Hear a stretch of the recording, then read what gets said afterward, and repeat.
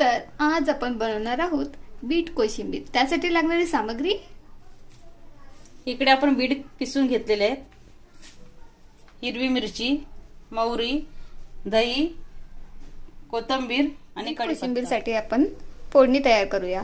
प्रथम आपण त्यामध्ये तेल टाकलेलं आहे। तेल गरम झाल्यावर आपल्याला मोहरी टाकायची आहे। मोहरी तडतडली की त्यामध्ये आपल्याला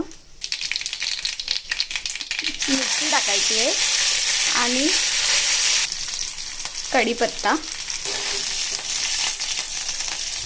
आता आपल्याला ह्यामध्ये बीट टाकून घ्यायचं आहे किसलेलं। एकत्र मिक्स करून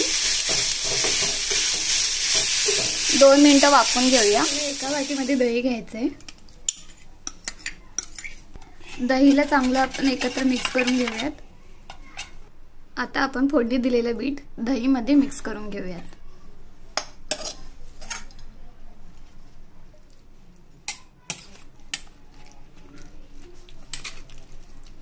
तुम्ही बघू शकता किती छान कलर आलेला आहे आणि याचं आपण सगळं एकत्र मिक्स करून घेऊयात आणि चवीनुसार मीठ ऍड करूयात। चाट मसाला हे सगळं आपण एकत्र मिक्स करूयात। गुलाबी कोशिंबीर मध्ये कोथिंबीर टाकून आपण सर्व करूयात आणि आपल्या चॅनलला लाईक, शेअर आणि सबस्क्राइब करायला विसरू नका। धन्यवाद।